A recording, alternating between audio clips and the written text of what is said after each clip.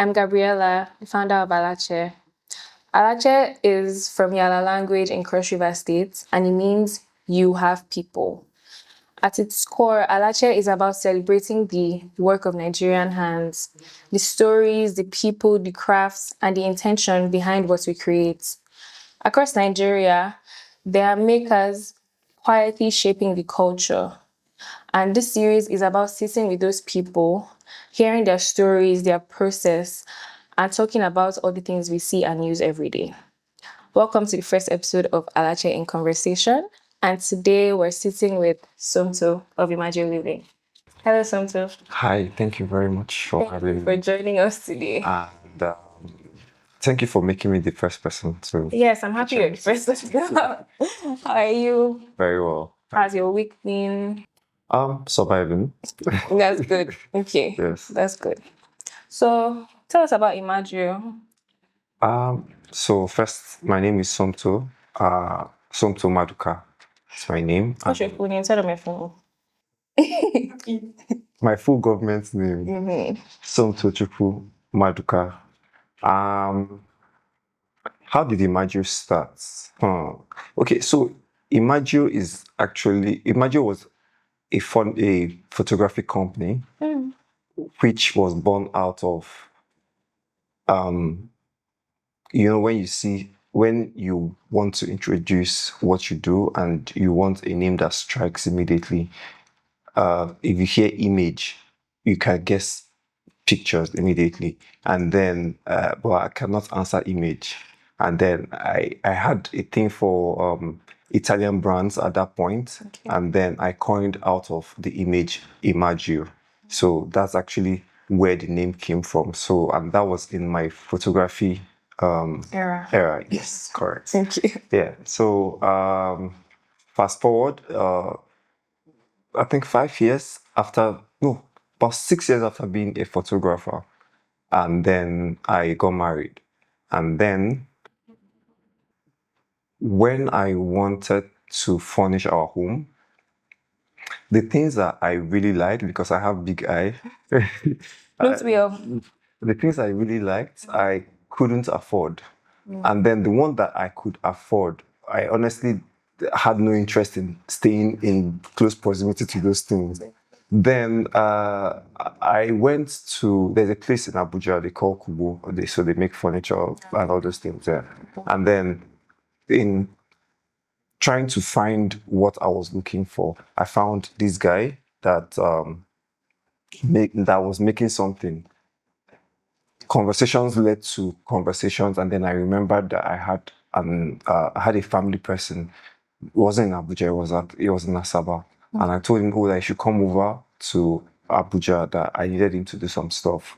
And in him coming over, he was like, that we can do this and we can do that. And then I was like, okay, let me show you pictures. In showing them pictures, well, you could see where we were going to with the pictures that we were sharing with each other and how vibrant everybody was trying to make what I was showing. Okay. When everything came together as one piece, it looked quite different from what we started with, but there was something. You could see something. Yes, that if with a little bit more attention, we could have gotten something out of it. Okay. Well, I took it back home because that's what I had. Then what was that? It was a sofa. Okay. Interestingly, it was 1 3-seater sofa. Okay. So first, while we were doing all that, we just wanted our home, my wife and I wanted our home to look very unique. So I was always on Pinterest and looking at different things. Then I saw a wooden wall. And then when I saw the wooden wall, I had a conversation with the person that I was working, the artisan I was working with. And I was like, that this is called cookwood. Okay. I was like, I Googled cookwood. There was no wood called cookwood. Then it was like, that he knows where he has seen something like that. Let's go and check it out. Okay. We went over there. I saw the wood, and then from my research, I found out that cookwood meant oak wood. Oh. Yes. Yeah. So that was how I was figuring out what what the people, what the artisans knew these things as, and what the actual thing was. And in those processes, that was how I made a it was like a TV wall panel, but it was with all wood. It was really beautiful. Then we now made something in the entrance of our home. Um, we cladded the wall and the stairs. It looked very American. And everyone in the street was like, oh, I really like this. Who did it for you? Who did it for you? Who did it for you? That was the question. And being Igbo and paying attention to details, I was like, who did it for you? It wasn't actually just the effort of my artisan, but it was more of my research and my attention to detail and in showing him, oh, this is what I want, this is what I think it should be. Having background in engineering and being a photographer at that time. Yeah, I did. I went to school. Interesting. Yeah. That's something we'll talk about later. Okay. Yeah, so that was how then eventually I got our first gig. I think the guy wanted us to make a bed. We've never made a bed before, but based on combining our efforts, the guy was really, really happy. And when I satisfied that first customer, I was like, okay. That was like motivation. Yeah, that was, there is something that this can turn into. And then we started Imajio Woodwork. Yes. So when was this? This was 2018. Wow. Yeah. So like 2018, yes. Yeah. So how has it been like so far? Has it been like interesting? Because you said you studied engineering, and I find that that's a Nigerian story. You study one thing, you come out of uni, and then you just can't find a job within your field. Was that your story as well? Yes. Yes. So is that what like prompted you to really start doing like photography first, and then moving to wood? Well, I wouldn't say the moving out of engineering was. I'm just someone that pays attention to what's happening to me immediately. Okay. Yeah, it wasn't even about looking for a job. Even from school, I didn't think. I mean, You're going to I was going to degree. Yes, yeah. But one thing was very constant in my nature. Whenever something is happening, I always try to understand what I am really doing. In the sense that how I became a photographer was because I was in a company. I was a business development officer. Now, in that company, it was a newspaper company. They always needed pictures. Yes, they always needed something that scan picture, we take this picture, and something picture was always happening. And then I had a friend that was a photographer, and then conversations, oh, come and teach me now, how far, come and teach me. I was just always asking him, come and teach me. And then eventually he was like, okay, you buy me a plate of Indomie. I will teach you, because Indomie was quite pricey then. A plate of Indomie with garnished with chicken, and it was really, really pricey. So Indomie got you into photography. Yes, a love plate that of Indomie. Yes. That wouldn't happen today, but congratulations. Thank you. So that was how he was like, okay, after work, meet me up at a garden that he was taking pictures of random stuff, flowers and all that. So he would show me. And then that was how he was now like, oh, you learn the aperture, you learn the shutter and the exposure, ISOs and all those things. All those things were like maths. But I was just I was just paying very much attention to what he was saying. Eventually, I decided I wanted to get a camera, and then for my job, I started saving. I remember I was being paid 25,000. This was far back as 2011. Yeah, so I was paid 25,000, and then I was saving 15,000 of my salary for the camera, because the camera was 75K, which was about $500. This was how I was paying attention to what was happening. Because 5K was $500. Yeah. Chai. Yeah. Yeah. So this was how I was paying attention to what was happening in the company. I didn't think about it. I was paying attention, but this was just this is my nature of this is my being. So while I eventually saved the camera, the money, and I got the camera, right? Then one day the company was like, oh, that they need a photographer, that they were going for a summit in the US, and all the photographers they were calling, they've already expended their budget on everything, on the high flyers already. So I was like, one person was like, but Somto takes pictures now. Let him, and that was how You I started. submitted my passport. And when I went there, the pictures I took, they were like, oh, I didn't know that you could do this. And even myself, I was like, I didn't know that I could. You know too that Yeah, I didn't know that what this play that I was doing could mean something. And then it was some of the images were even published. I was like, fam, this is where talent. yes. And that's how I actually started photography. Okay. Yeah, and that then come back to Imajio woodwork. Yeah. That's interesting. So what is it like running a business in Nigeria? Ha. One word. Just give me one word first. Crazy. For lack of better word, madness would have been the right one. But Okay, yeah, crazy. yes. Tell us why, please. There's no structure in most things that we do in this country. Right. And for the industry that I am in, which is manufacturing, we all wish that we had like an institution where you can get artisans, Yeah. which is primary. Be like polytechnics and stuff. Oh yeah. And then all of a sudden everything stopped and lack of dignity of labor, all of that.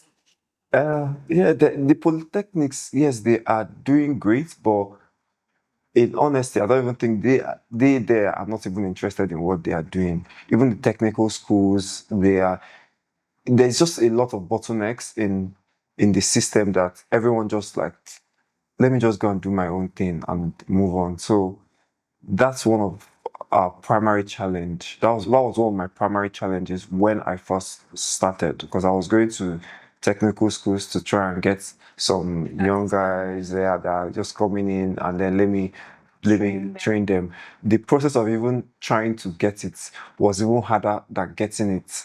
So even me, I got frustrated, and I like, you know what, let me just go back to the street. I think I would find, and then with grace of God and matching madness for aura, we'll get through this. So So it's crazy, but you're pushing through. yeah. It's like that's actually the fun part. The craziness is also the reason why I'm looking forward to it the next day. Yes. So you like crazy things. You know when you've been abused for so long. I understand. I understand. So has there like ever been any moments where you wanted to stop, where you were like, it's okay, I'm done. Like I'm done. I'm carrying because you know how a lot of people have been jackpying, looking for greener pastures, which is very understandable. But has there been any like breaking point for you where like, or more, I've tried. It's a wrap, let me go. Has there been anything like that for you? No, Really? no, like That's interesting. yes, because I am always positioning to see an opportunity in the chaos. Yeah. So for every time that I meet a stumbling block in anything that I am doing, I always know that there are two ways out of it. It's either you close the door and end that chapter, or you keep knocking and maybe two more doors will open. So I'm giving up has not crossed my mind yet. Yes. Yes. Okay. I mean, you experienced 75K as $500. Exactly. That's very, very interesting. Well, I'm very surprised to hear that because a lot of people in this country, they are tired. Oh, They are tired, but that's nice. there's a lot of good in the country. Yeah, it's a mixture of good and bad. Yes. Yeah, so I think it's nice that you're able to see the good though. Yes. So what would you say are like two pros and two cons of like doing your job? Two pros. Yeah, off the top of your head. I'm able to create, and I feel like I'm able to inspire. In the sense of inspiration, is that we get this a lot. Sometimes when we opened our showroom newly, and then this high network individual, I didn't know who he was, but then he walked in. He was him, he and two other ladies, and then they were looking at the products, and he sits and he's always like, "Oh, this is really nice," but then he doesn't say anything outside. This is really nice. Was he Nigerian? He was Nigerian, and along the line, then one of the I think his assistant or an associate of his was like, "Oh, why are your prices this reasonable? Where do you import from?" And first, I didn't really get. I was like, "Yeah, our prices are reasonable because our prices are reasonable." Like I couldn't think of anything, and then she was like, "Oh," I was like, "Oh wait, no, we don't import. Everything is made here in Nigeria." And then they were like, "Yeah, I know when you get it into the country and you couple, where do you?" I said, "No, like Everything from scratch." I was like, "Oh, we actually manufacture here in Abuja," and they were like, "Wow, that's very interesting." And so, having conversations like that inspires others is a very big Pro. pull for me. Yes. Uh, then the other part was Two pros, two cons. then it was not the corn, right? There's nothing available in this country. Like everything, everything is the other way around. You can, it's a hassle to get anything. Yes.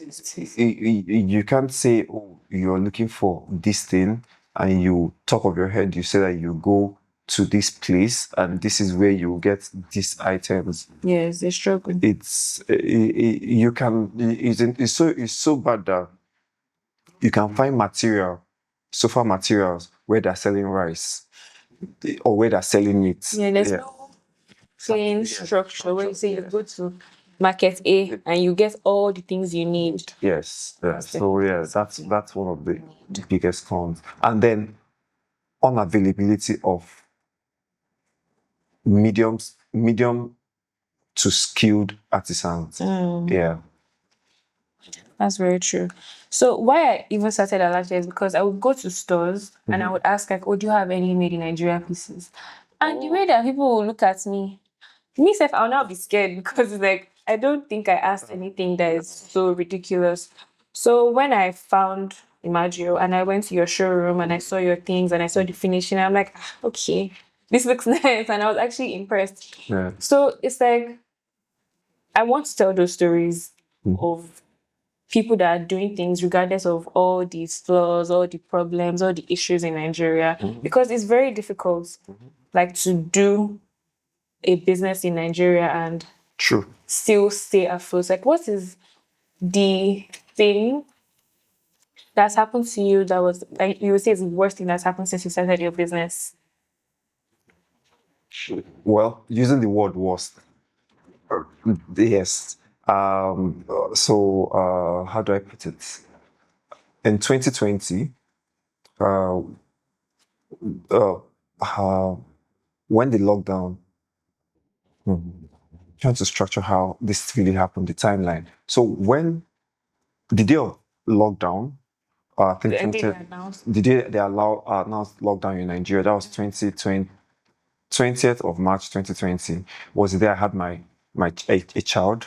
Oh, I had my child that day, and the week before, we were intensively stocking raw materials, because I had my artisans in the factory because they couldn't travel. So we're like, okay, let's stock food stuff in case anything happens that nobody's allowed to leave Abuja. Like we knew that something was going to happen. Stock up food stuff, raw materials for them to be doing production in, while We're in we the were lockdown. in the lockdown. Yes, because it wasn't like 20th of March was the full lockdown, but there was already partial. So just in case Okay. this goes to full or something, so let's have everything. So we are working from that March up until I think July. That was when the lockdown ended. It was about 3-4 months or so. That was when it ended. And then one morning, I and we've done a whole lot because it was more like the lockdown gave us a period to pause taking orders and first deliveries and then focus intensely on printing or creating designs and sofas and stuff like that. And then in the morning around like 6, the head artisan calls me that Oga, something just happened. So top of my head, I was like, maybe someone was sick or and yeah. And then I was like, oh, what happened? It was like the factory got burnt. How? I was like, as in like, what do you mean? Because what do you mean that the factory got burnt? It was like that everything got burnt. So I was carrying my child. Then I was like, okay. So on the same day. No, this was like 3-4 months after. Wow. So I was too stunned. I was too stunned and broken because I literally used all the money that I had. So wait, when you say factory got burnt, like every single thing like all the things you had created.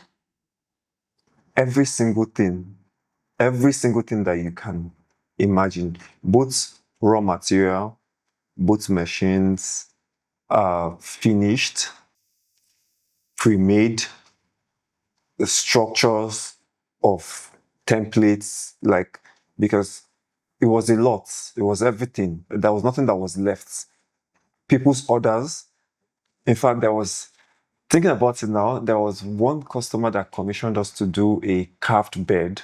I don't do carvings, but I had to outsource the carving to someone, and the person produced it like in February. But then we were like, let's not deliver. The customer was also not in the country. Let's not deliver and hold it in the factory for a bit so that the wood also dries, cures, and everything. So we've had it for a period of 5 months, curing and looking great.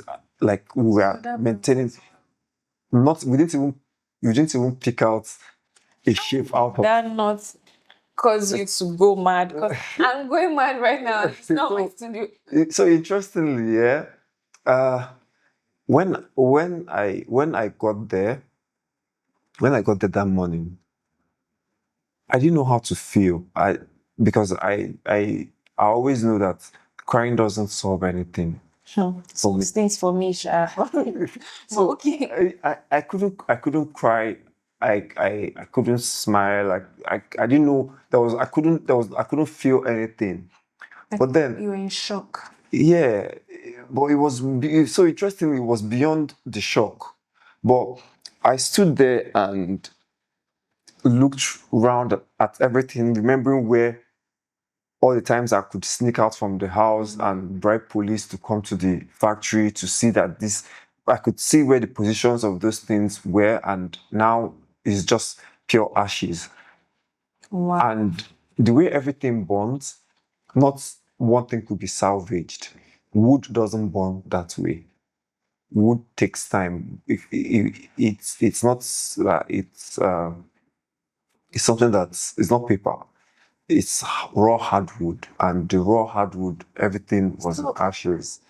How did that happen? I didn't bother to ask, but something kept on telling me that for someone to intentionally do this, because looking at it, it looks like arson. For someone to intentionally do this, that tells you that you cannot be doing something bad and somebody. This is reminding me. I saw a tweet of Gino Kai Collective, Fisayo. Yes.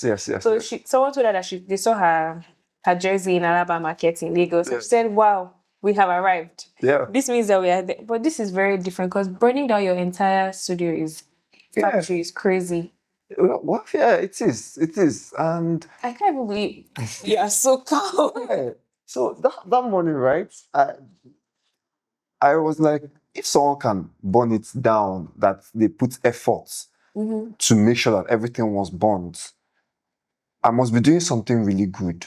And if they can burn it, there's that saying, I might not remember it, that has to do with the king's palace burning and then becoming better. If someone has done this, that means somehow I would do a better one. So you mean to tell me that in that moment, these were your thoughts? Yes, but honestly, like in fact, as I came after a couple of, oh, so sorry, my wife crying and the workers all looking, because looking back at it, Everybody was okay. yeah, everyone was okay, but looking back at it, like if I was crying, what hope do I give my artisans? So you Who felt like you had to be strong. Yeah, I had to be strong for them and for myself, because I know that help was not coming from anywhere. However, help came from a lot of my friends, because I think one of my friends came around and I was like, oh, that I didn't want to talk about it. Like I didn't want to talk about, I didn't want to tell anybody about it. She was like, why would you not tell anybody about it? And then I think she shared it on social media, on Instagram, and then people started sending messages, people started sending support, and then it was a lot. And but looking back at it now, sometimes I'm really grateful to the fire. Yeah, I'm really grateful to it, because it inspired our growth.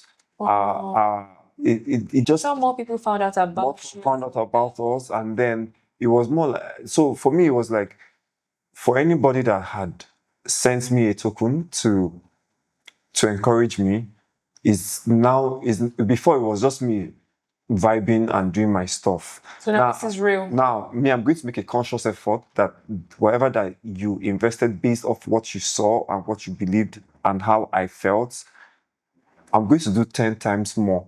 So that has, It was a push for it was you. a push, yeah. It was a very great push. And yeah.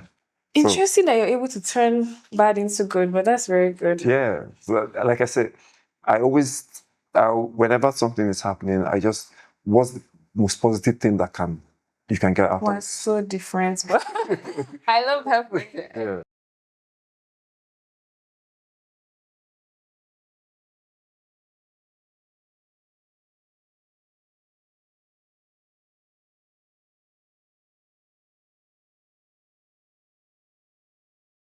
So before the break, we spoke about how Somto's factory got burnt, but he's a positive thinker, unlike me, and he was able to navigate that situation very beautifully. And honestly, I don't know how you did it, but God is good to you. So now I want to know, like, what made in Nigeria means to you as a furniture maker, a business owner. I found that. Made in Nigeria, simply to me, is pride. Like, Yeah. I wear it wholeheartedly. It's pride, because the pride is not coming from beautiful products, but it's What it coming from, takes. yeah, what it takes, the challenges I face. In fact, interestingly, I don't think I told you that since 2020, and we're 2026. So 6 years. For the past 6 years, my factory has run every single day on diesel. What do you mean as in? Like, There's no NEPA. there is no NEPA. In fact, interestingly, right? The conversation that I had with NEPA on them giving me lights, it was more profitable for me To keep buying to diesel. just maybe then just do my diesel myself. What? What does that? Wait. Yeah, because the first again, it boils down to the bureaucracy of a lot of things in Nigeria. The processes, the fees that you have to pay, and it's not enabling at all. Where's your factory? It's in Abuja, in Luwe. In Lube, Yes. which is where the airport is. On the airport road, yes. And they're not able to power your factory with No, they are. But the Okay. fees that I would have to pay, and subsequently also, of course, the electricity is epileptic. Then you pay exorbitant fees for the connections and all that needs to be done, and then metering, band A, and all that. I weighed the two options. It was much cheaper for me to control my costs. So for 6 years, years, you have not had any power from the government. Nah, but I pay tax. That is insane. Yes. Yes. Wow. Yeah. So for every day that we actually power the factory, generator is powering it, and then at the end of the day, bringing out something that is beautiful out of this unconventional style of manufacturing, it's something that I wear with pride. That, I mean, imagine what we could do if we now have electricity. Yes, and all that. So these are all the things that affect like cost and all these things, because I find that a lot of times people always say, oh, made in Nigeria things are very expensive. Yes. But obviously people don't know this part of the story because building here is very difficult. So it's like, okay, if I have to buy diesel, like something must give. Yes. And in I'll this keep giving. exactly, and it's so sad because things are getting more expensive. You don't have access to things. Salary is not increasing. So it's just Purchasing power is going down. it's a It's a lot. it's a crazy society. Yeah. So, but look at it also from that. If you're able to navigate this, you should wear whatever that is made in Nigeria with pride. with Yes. pride, because that's whatever that is made in Nigeria is out of pure love and dedication to that craft. Yeah. Right. Wow. So many things have happened to you in just your business. So, Yeah. wow. Interesting. So when people encounter your work, how do you want them to feel? Like how do you hope they feel when they see stuff made by Imajio? I don't know how I want them to feel other than um appreciate the crafts, appreciate appreciate the crafts. We are not perfect yet. Yeah. Our products are handcrafted. Yes, we will make mistakes, but we can only get better if you continue supporting us. Yeah. So I want them to just appreciate us. But what measures do you take to ensure like consistency? Like, I know it can't be perfect. Yes. Yes, especially because we lack the basic infrastructure to build, and making with your hand. Piece A is going to be different from piece B. But what measures do you put in place to ensure that people are buying good quality, even though it's on the high side as well? Yeah. So for my system, I create templates. I create templates of everything, single thing that I make. And that way, supervision is also easier. I spend a lot of money on supervision, correction, damaged products, redo it, and all that. So, one of the ways that I've been able to keep our standard near perfect is by making sure that we supervise efficiently, and then we have like a factory motto or culture of, if you know go figure Oga house, we know if we send up to clients. Period. Yeah. Okay. So, and for me, if I cannot hold on to this product, I'm not willing to give it to them somebody else. Yeah. That's good. So what would you say to someone that's trying to get into the industry, a young person? See how you studied engineering, you're now in a different place entirely. So what would you say to someone coming up, trying to get into it? It's like, what's something that you wish you knew when you were starting that would help them? Stay curious. Yeah, just stay curious and know that your dream is valued. There is no my path. My path may not work for you, but if you're curious about anything that you're doing, and you will definitely find solution to whatever that you're looking for. Yeah, so curiosity is very key, and then humility. Yeah, humility. ask again. It goes back. I was just going to say, ask questions. Don't be afraid to ask questions, even when you think the question is stupid.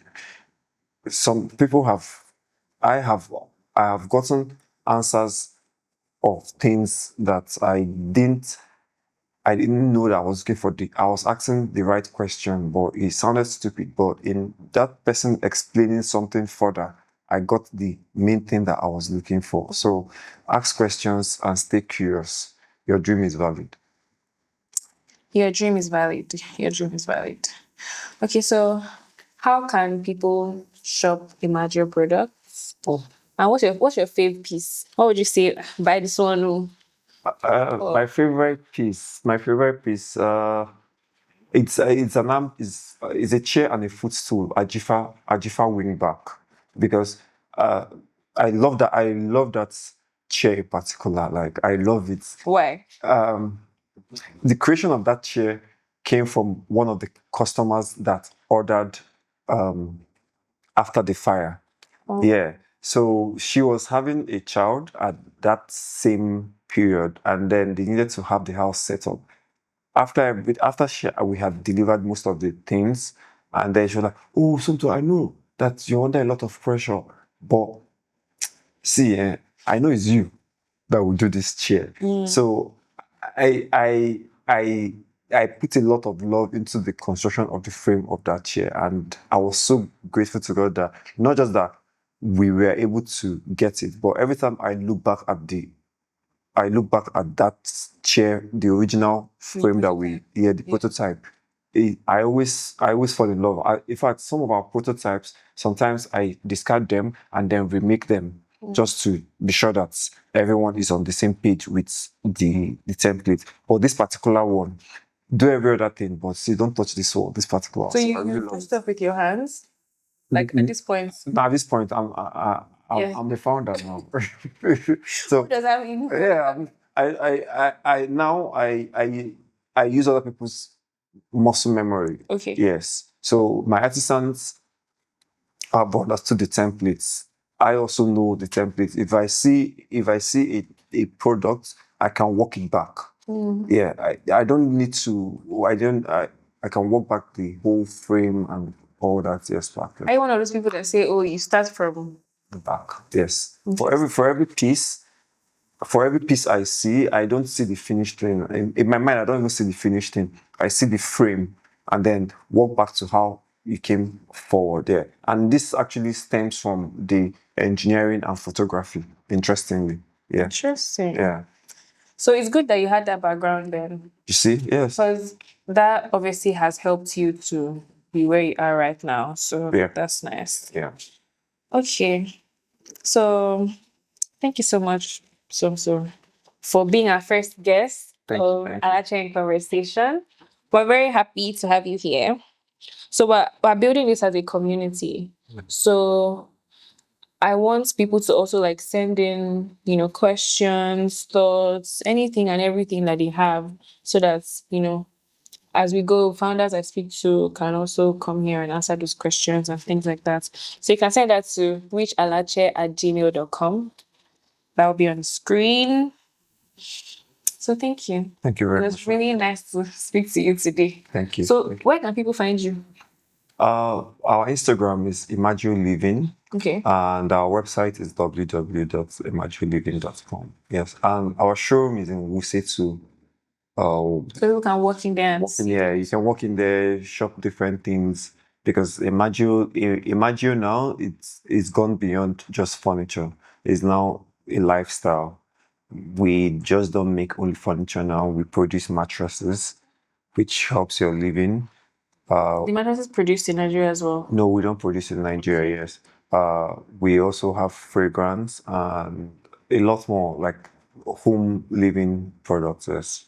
Shop Imagio, guys. You won't regret. Oh, this is an Imagio too, by the way. Thank you. Thank you. Whoever that got this, God bless the person. Yes, God bless me. Okay, thank you so much. Thank you. Yes.